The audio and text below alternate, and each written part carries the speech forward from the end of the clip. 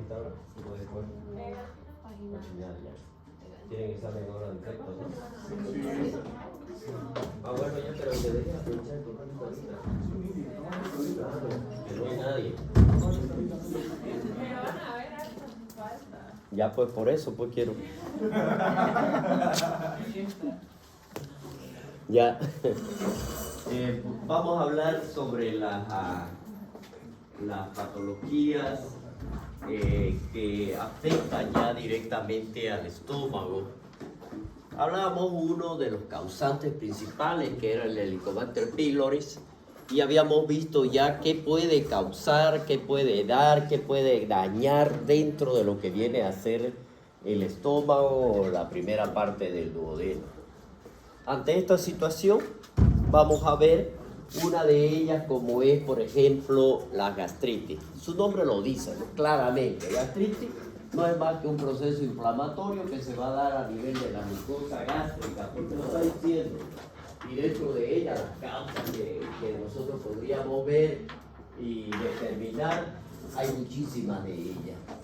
Si nosotros vemos, por ejemplo, si este es un estómago normal, vamos a ver qué es lo que puede pasar en un estómago en el cual se le va a provocar el daño a nivel de la mucosa. Bien, si esta va a estar inflamada, la función que tiene que cumplir de manera específica no la va a dar.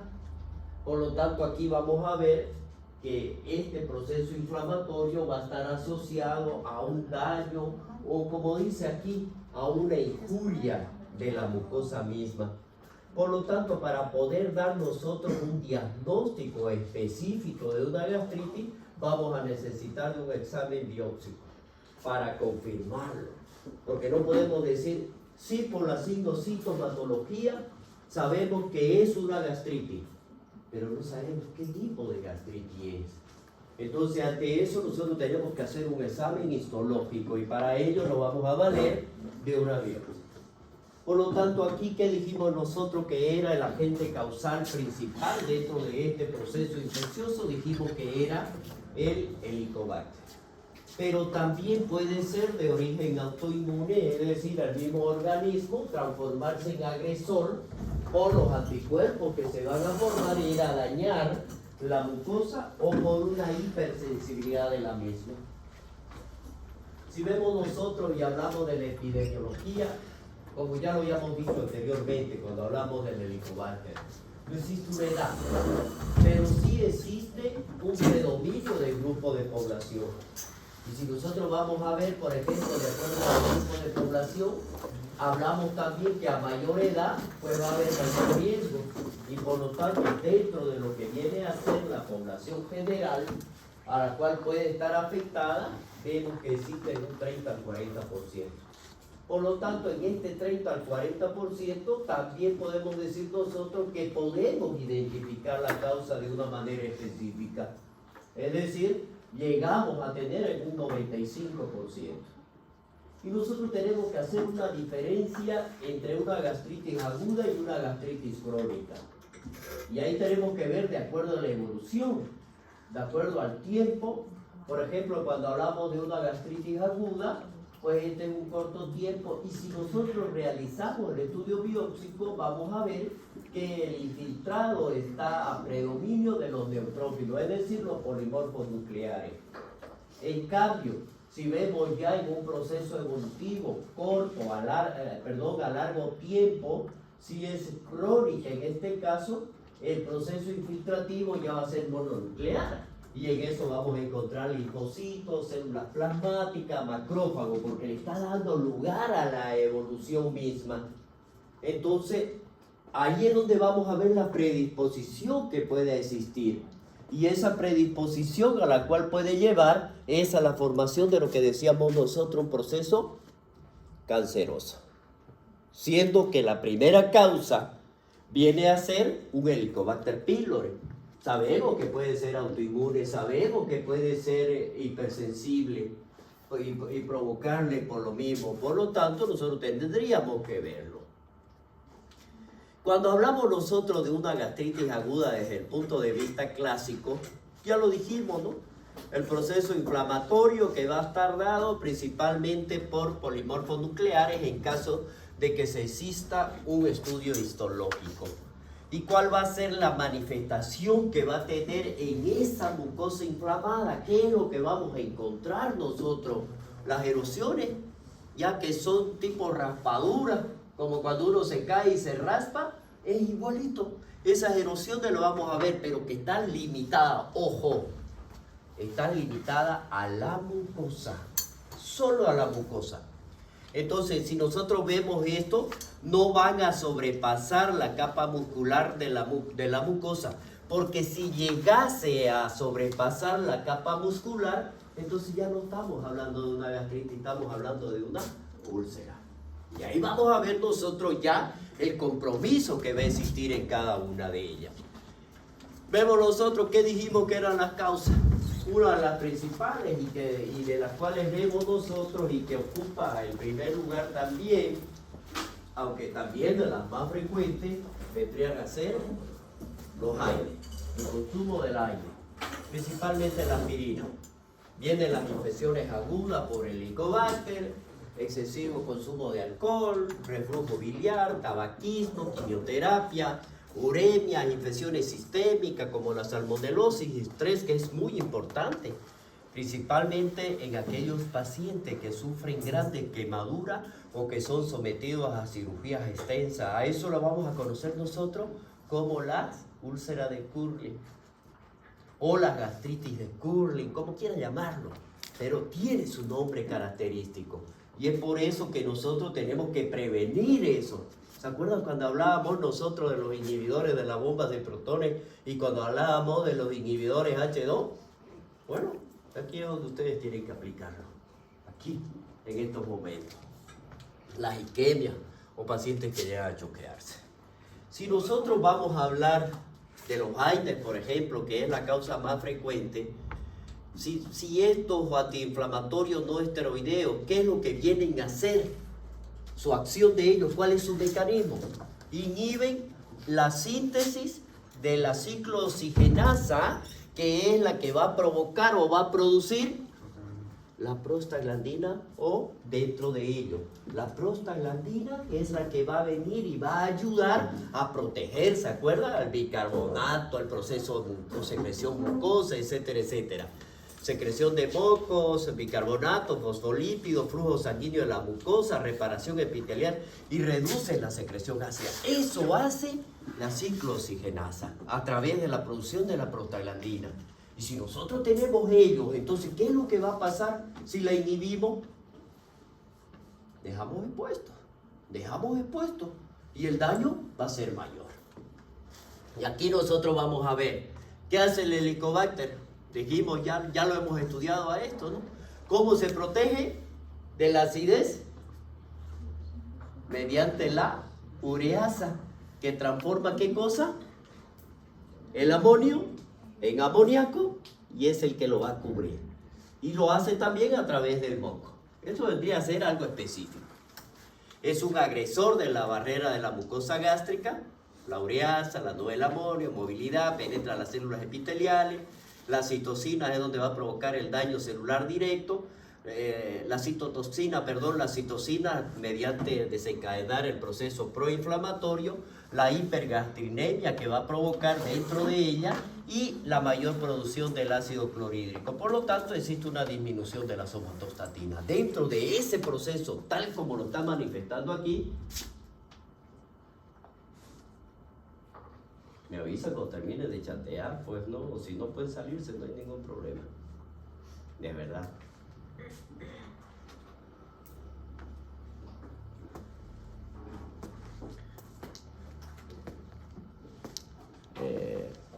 Sigamos.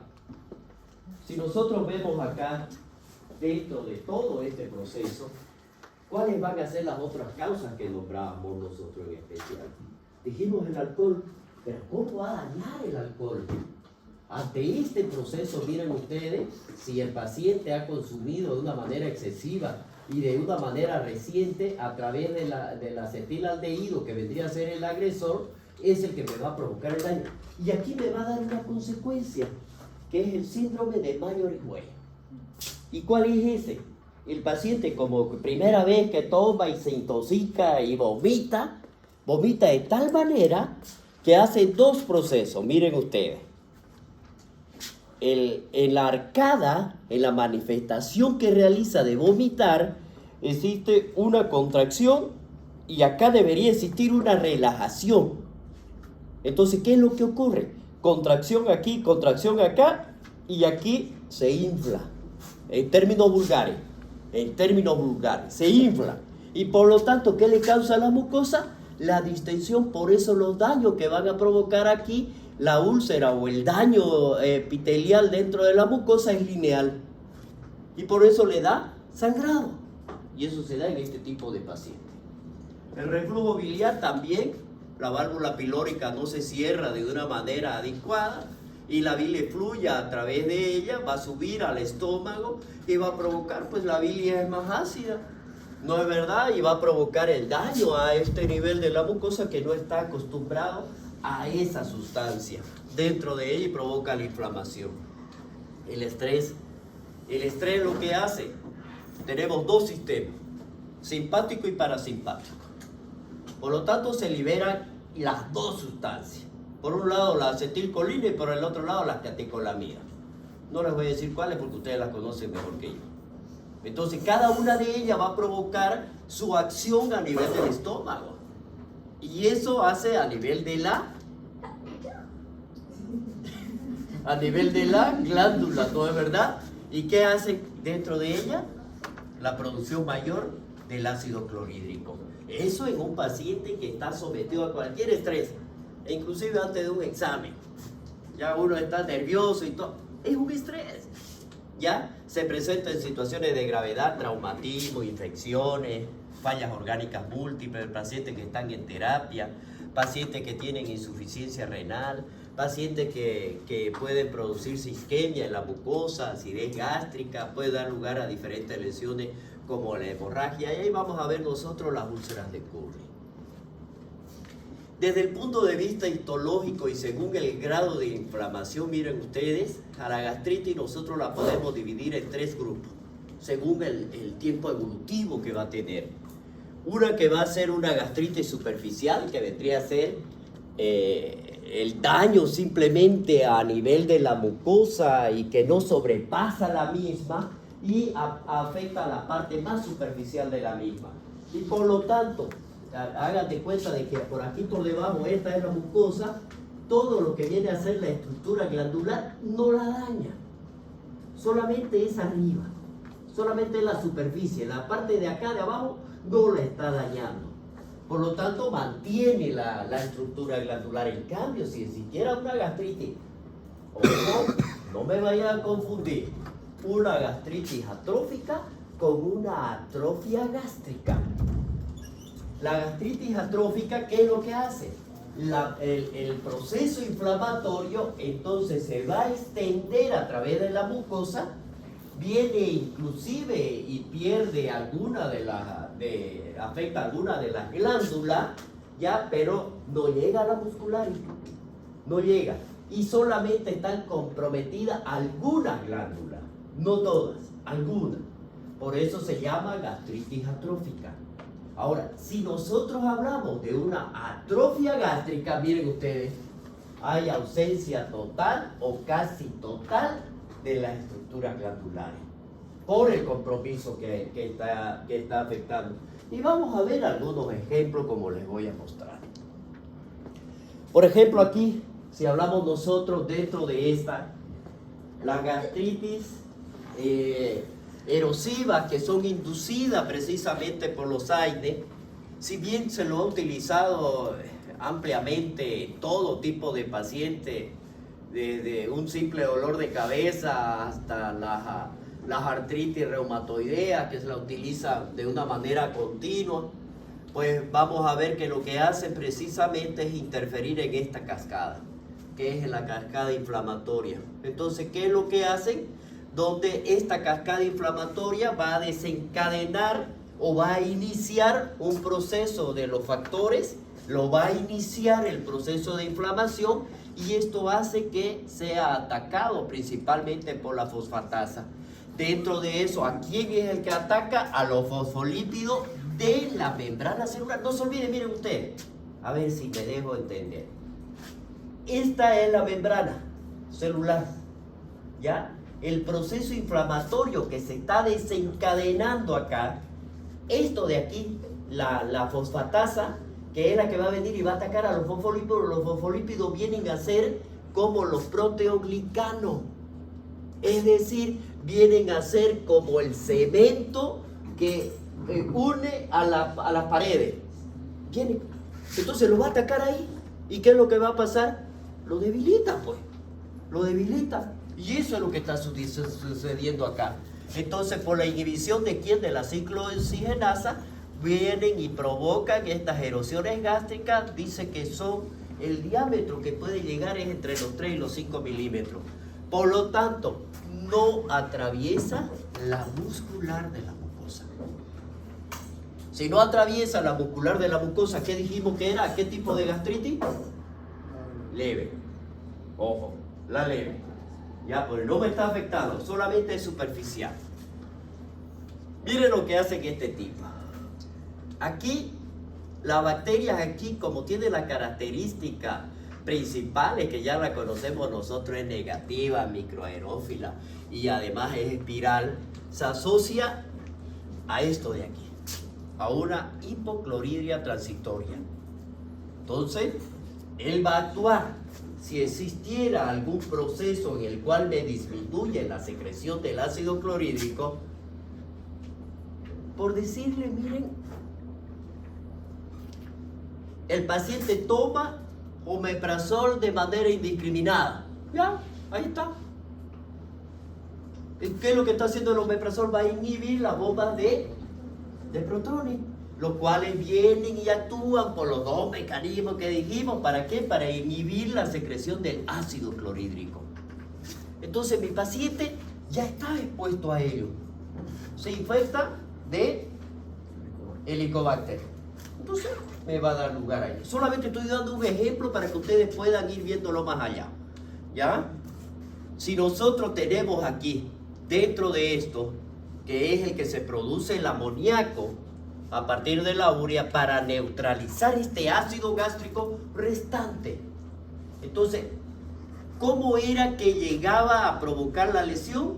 Dijimos que es como si viniera avanzando, llega, provoca la ureasa, se protege, provoca el daño a nivel de la membrana celular y se reproduce en este nivel y provoca el daño porque va a provocar daño a nivel de la mucosa, va a llegar inclusive hasta la muscular.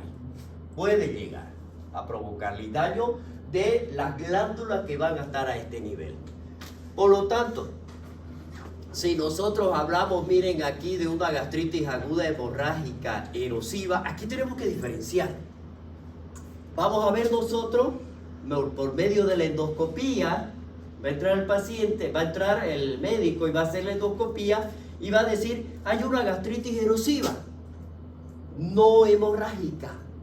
O puede decir, hay una gastritis erosiva hemorrágica. Es totalmente diferente. Miren, ¿por qué? ¿Qué es lo que hay en este caso cuando hablamos de una gastritis aguda hemorrágica erosiva? La existencia de múltiples erosiones mucosas muy superficiales que no alcanzan las musculares mucosae o de numerosos focos hemorrágicos de asiento solamente en la mucosa, pero que no me llevó a la musculares. Cuando la erosión supera la muscular y mucosae, en lugar de llamarse gastritis erosiva, ¿qué dijimos que se llamaba? Úlcera. ¿Cuándo? Se identifica que atravesó la musculares. Entonces, y eso se da generalmente por el estrés. Es una variedad más grave de la gastritis erosiva hemorrágica. Después les voy a mostrar imágenes. ¿Ya? Si nosotros hablamos, por ejemplo, de una gastritis flemonosa, en este caso, aunque es un desorden que muy pocas veces lo vamos a ver nosotros, pero se da cuando existe un proceso infeccioso de tipo bacteriano. Y aquí, si es un proceso infeccioso de tipo bacteriano y que está afectando a la pared gástrica, en este caso a la mucosa, ¿cuál creen ustedes que va a ser la primera manifestación aparte del dolor? Si es fiebre. Perdón, si es bacteriana, es fiebre. No, eso le iba a decir. Si es bacteriana, es fiebre. Entonces, la primera manifestación que va a tener el paciente dentro del dolor que va a presentar es fiebre, porque es bacteriana. Entonces, me va a dar lugar a que nosotros podamos hacer un diagnóstico, pero claro que me va a confundir también. Claro que me va a confundir. Entonces, miren ustedes, el paciente presenta una clara clínica de un proceso infeccioso con la fiebre. Eso es lo primero, el malestar general, escalofrío, disminución de peso, síntomas digestivos como náuseas y vómitos. ¿Y acaso yo voy a pensar en una gastritis flemonosa? Ni idea. ¿Qué voy a pensar yo? ¿Qué van a pensar? Una jeca, pues. Una gastroenterocolitis aguda. ¿Por qué? Provocada por, no sé, pues, tipo alimenticia, no sé. Pero en eso vamos a pensar y no en una gastritis flemonosa. Siempre hay que, por eso le dije, si me presenta esto a mí y me llega con esto, me confunde. Por eso son los estudios que tenemos que realizar. ¿Qué es lo que vamos a encontrar nosotros a la palpación? Ya le dijimos, un dolor a nivel del abdomen, que es en el epigastrio principalmente es duro, es doloroso, y a esto se le conoce como árgor médico, es decir, como un abdomen estable. Peor todavía. Si le da un abdomen estable, ¿qué vamos a pensar? En un abdomen agudo. ¿Ya? Entonces miren ustedes cómo se confunde. Y lo que simplemente tiene es una gastritis flemonosa. Ojo, pero es infecciosa. Pero es infecciosa. Entonces ahí me obliga que yo tengo que hacer tratamientos, ¿no es verdad? Ya. Continuemos. Si nosotros hablamos cuál es el cuadro clínico de una gastritis aguda, lo principal de ello, miren, el dolor. El paciente dice, ¿sabe qué, doctor? Tengo un dolor aquí arriba de mi barriga, porque así dice el paciente, arriba de mi barriga, que es como si me quemaran. Tras que le dicen eso, ya uno dice gastritis, ¿no es verdad? En la parte superior el dolor puede disminuir o aumentar cuando come. Entonces, ojo, ahí tenemos que diferenciar nosotros, ¿no? Si duele cuando come, ¿será gástrica o será duodenal? Para eso vamos a estudiar. ¿Bien? Náusea, vómito, pérdida del apetito, sensación de la saciedad excesiva, postprandial, gases, pérdida de peso. Esto es lo que damos. Cualquiera de nosotros ha sufrido de esto. Siente que el abdomen se le hincha, hay distensión abdominal y el paciente dice, como un poquito y es como si comiera hartísimo, me lleno. Entonces veamos nosotros cómo vamos a hacer nuestro diagnóstico entonces, pensando en que se trate de una flemonosa. ¿No es verdad? Porque tenemos que pensar en todo, pues, ¿no? De una gastritis, vamos a pedir un hemograma. Si fuera un hemograma bacteriano, con manifestaciones bacterianas, después vamos a avanzar en mato. Pero ¿cuál sería, según ustedes, hasta ahora, cuál sería la fórmula que ustedes van a encontrar? ¿Cómo estarían los leucocitos? Elevado. ¿Y hacia dónde? No. ¿Hacia dónde estaría desviado a la izquierda? Cuando hay desviación, la fórmula leucocitaria con desviación a la izquierda y aumenta los glóbulos blancos, o sea, en este caso la leucocitosis, ¿qué voy a pensar yo? Bacteriana. Ojo, bacteriana. Es bacteriana hasta que se demuestre. ¿Qué tipo de bacteria? No lo sé. Así directamente, no lo sé, pero ya me está dando la fórmula, así directo. Pero aparte de eso, no se olviden que va a haber un proceso inflamatorio a nivel de la mucosa. Y yo les dije a ustedes que en el estómago se absorbe una vitamina que es muy importante, que es una vitamina B12.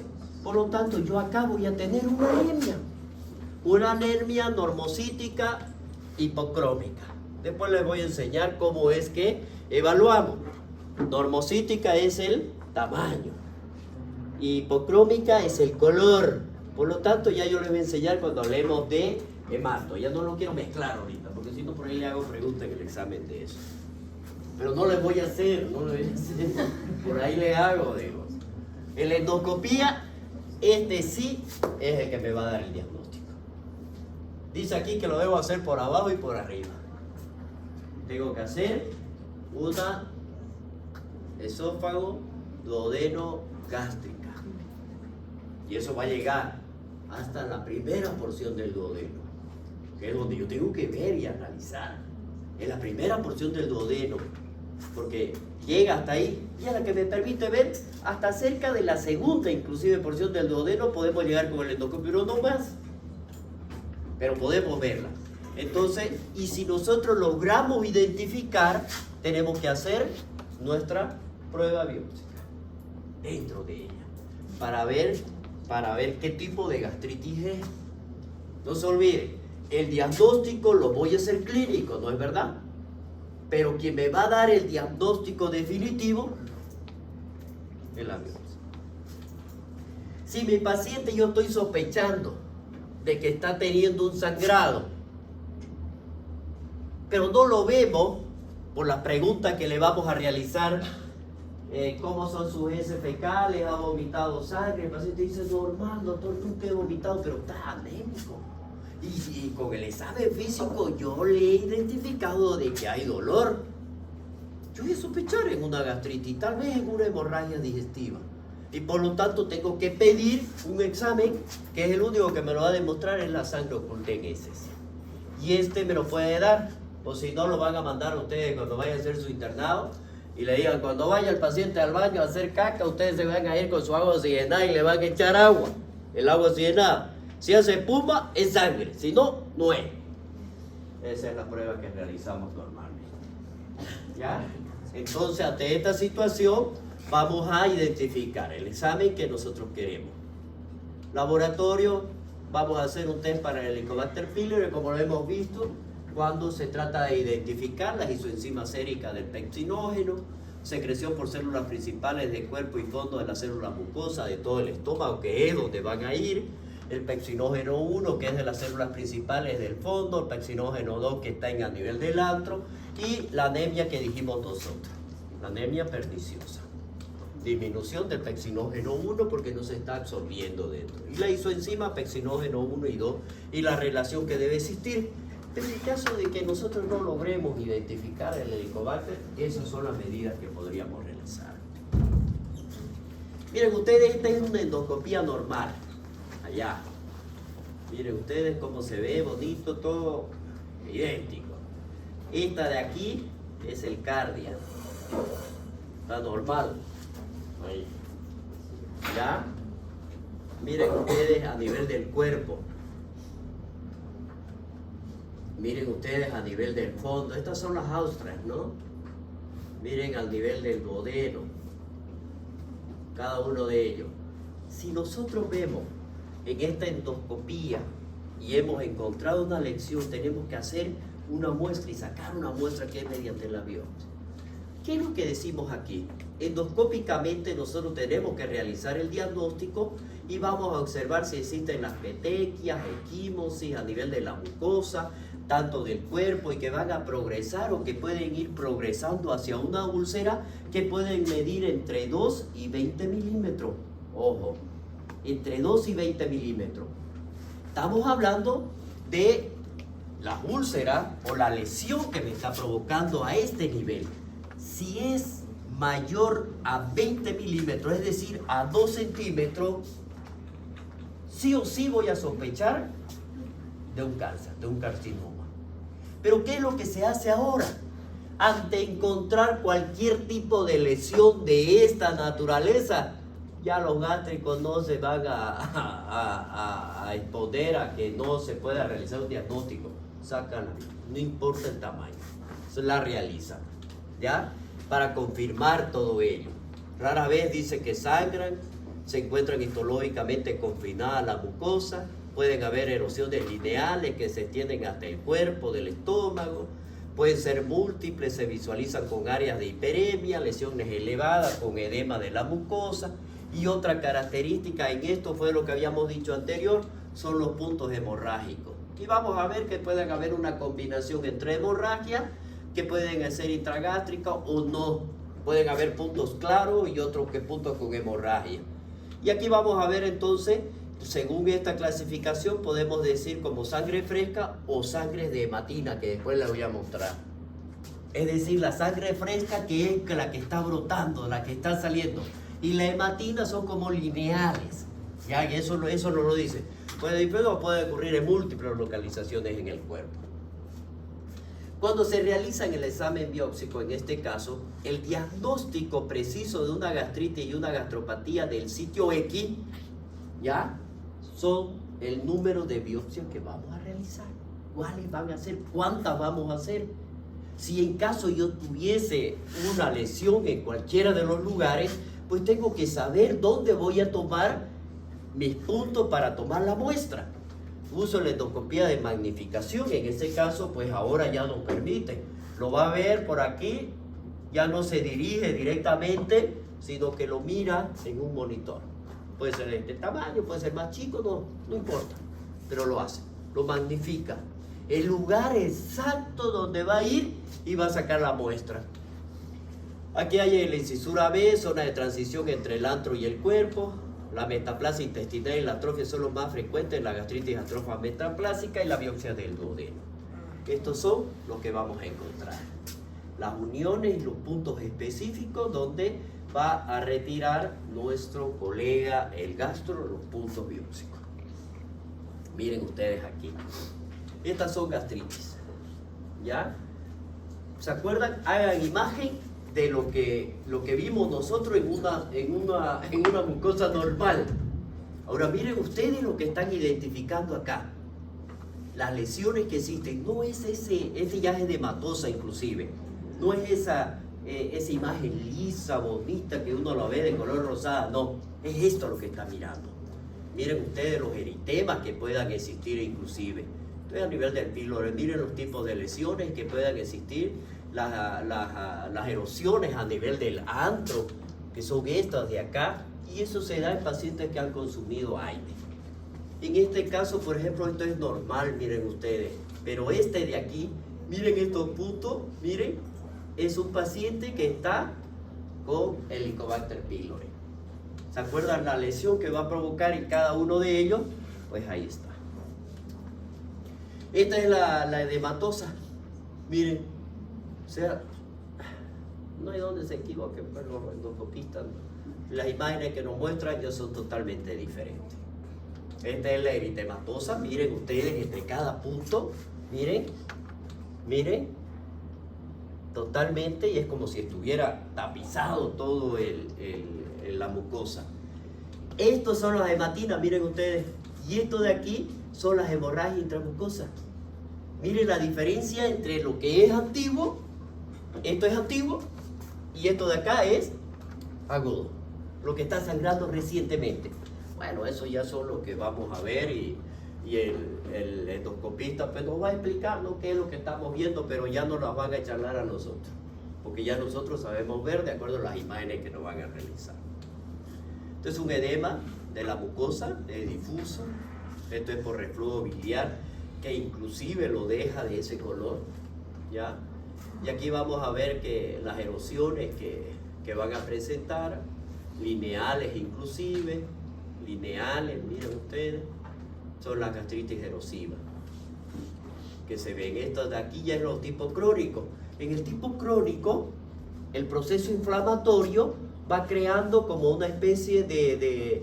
No se olviden que todo proceso inflamatorio viene en los fibroblastos y dentro de ellos dejan fibrina y por lo tanto dejan una especie de nódulo. A esos niveles son estos de aquí.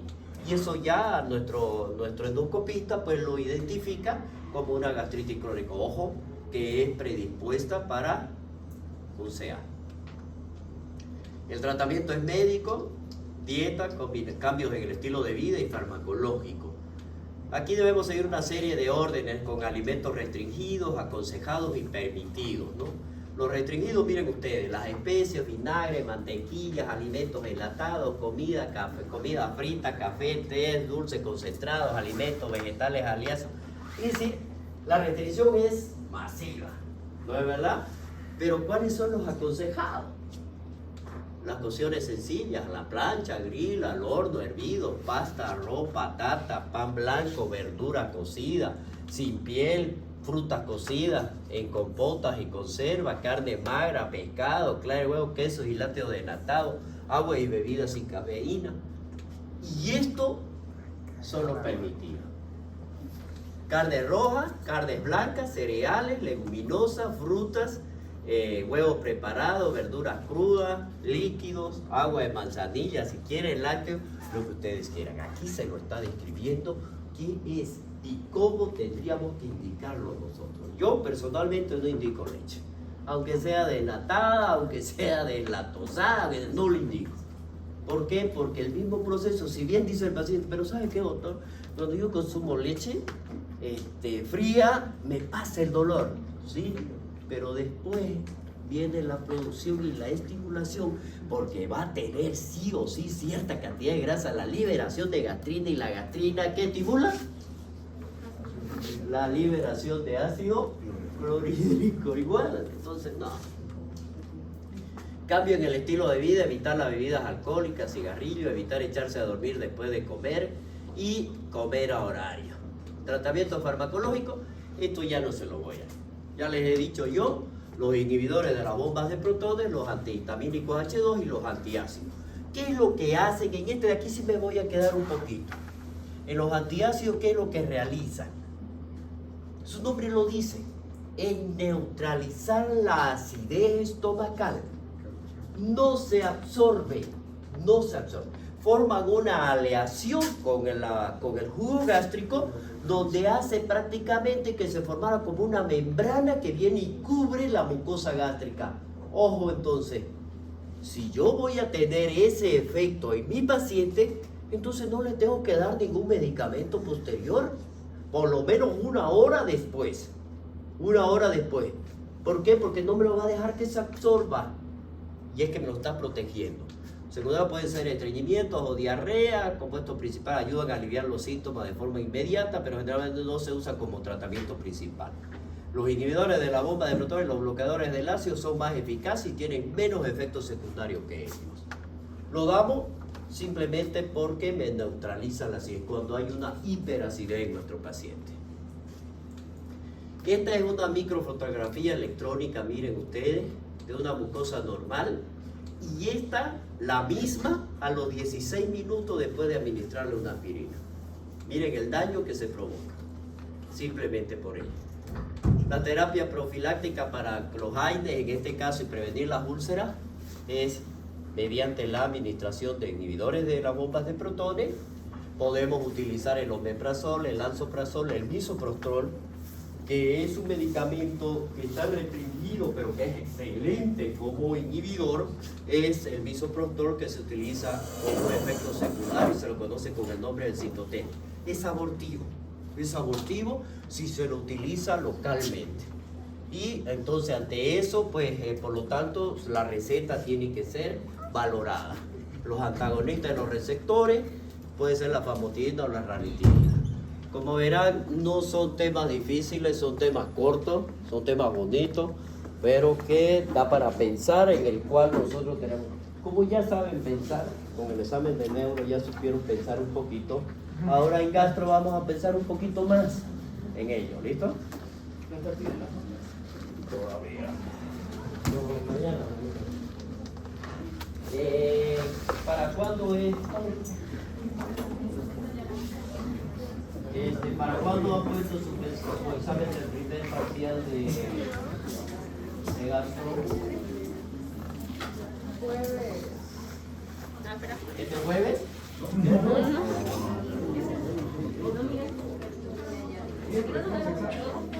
¿Cómo fue hacer esto? ¿Qué tiene que ver una nota con el examen? La segunda, no, si no tiene la culpa usted que esa frase es tu culpa, ¿no?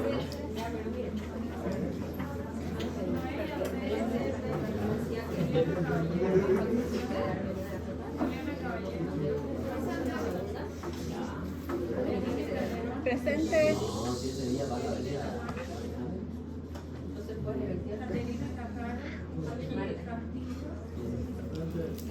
Presente.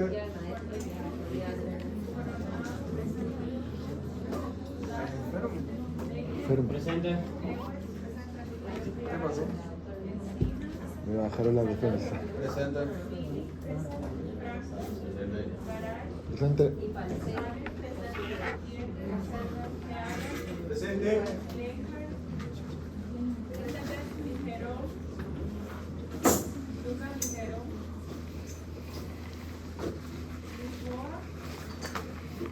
¿Le parece?